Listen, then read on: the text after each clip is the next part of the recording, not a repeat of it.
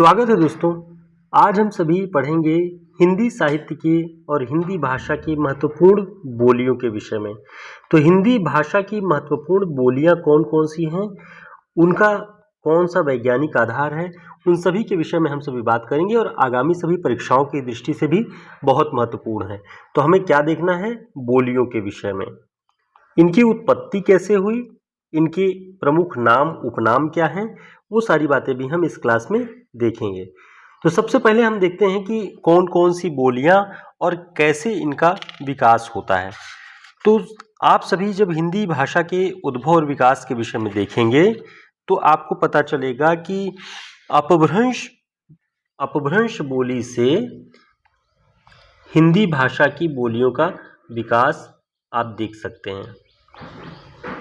ठीक है, सबसे पहले अगर हम देखें कि अपभ्रंश कितने प्रकार के हैं तो आपको ध्यान रखना है 7 प्रकार के कुल अपभ्रंश हैं, जिनके माध्यम से हिंदी भाषा के विकास को, हिंदी बोलियों के विकास को समझा गया है। तो अब इन 7 में कौन कौन से हैं, अगर हम पहले की बात करें तो शौरसेनी अपभ्रंश,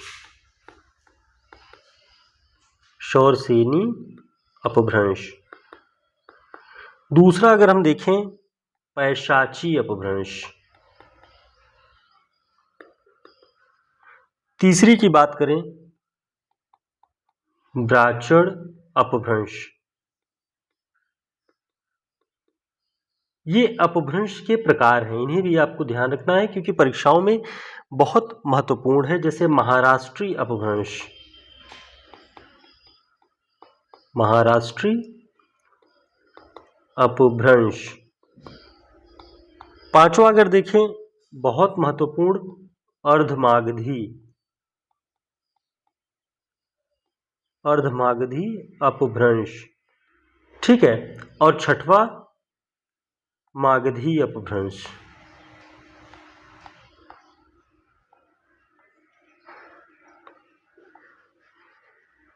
मागधी अपभ्रंश। सातवां देखें तो एक है खस, खस अपभ्रंश। ठीक है, तो ये 7 प्रकार अपभ्रंश के हैं। अब हमें देखना यह है कि इनसे हिंदी की किन किन बोलियों का उद्भव और विकास होता है।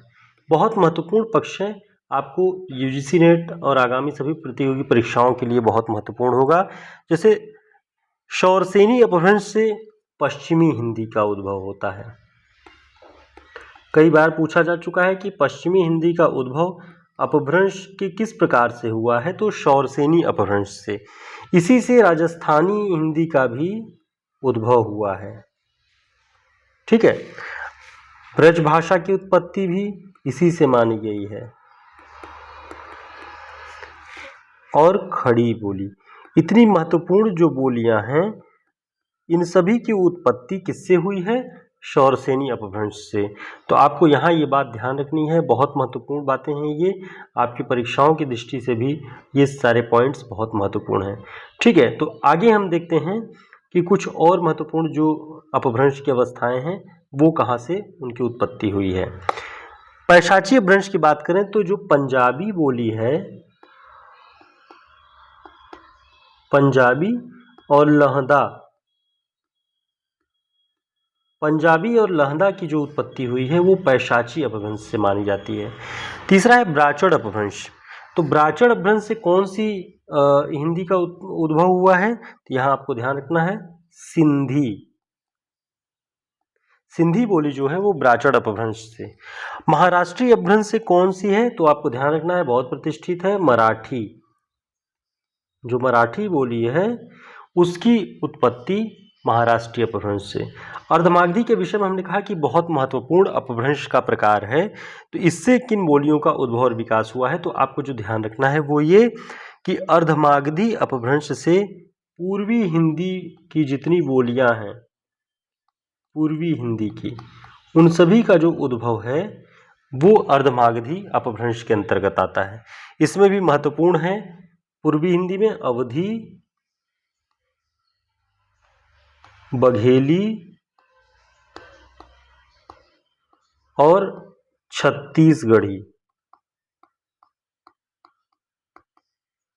ठीक है, तो अर्धमागधी अपभ्रंश में इन सभी का नाम ध्यान रखिएगा। पश्चिमी हिंदी जो है, पश्चिमी हिंदी शौरसेनी अपभ्रंश में है और जो पूर्वी हिंदी है वो अर्धमागधी अपभ्रंश से इसकी उत्पत्ति हुई है। ठीक है, तो ये बातें आपको ध्यान रखना है। इसके अलावा जो अर्धमागधी अपभ्रंश है इसमें अवधी बोली की उत्पत्ति है, बघेली की और छत्तीसगढ़ी की, ये अर्धमागधी अपभ्रंश के अंतर्गत है। ठीक है, आगे और देखते हैं मागधी अपभ्रंश से किन किन हिंदी की बोलियों का उद्भव हुआ। तो मागधी से जो आपको ध्यान रखना है, बिहारी बोली या बिहारी भाषा जो कह लीजिए, बंगाली, उड़िया और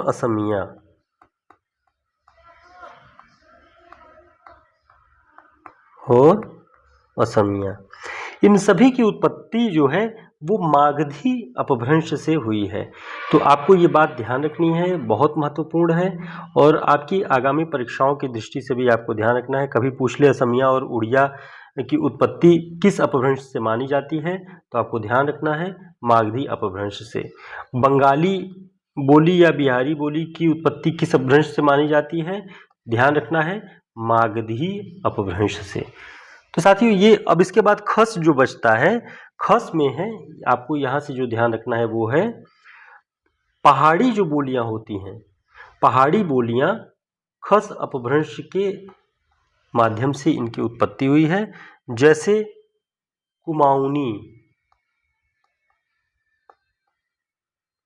कुमाऊनी, गढ़वाल, गढ़वाल भी पहाड़ी क्षेत्र है।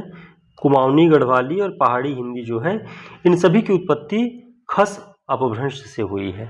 तो साथियों जो हिंदी की प्रमुख बोलियां हैं इनकी उत्पत्ति किस अपभ्रंश से हुई है, किस अपभ्रंश से, ध्यान रखना है इन बोलियों की उत्पत्ति किस अपभ्रंश से।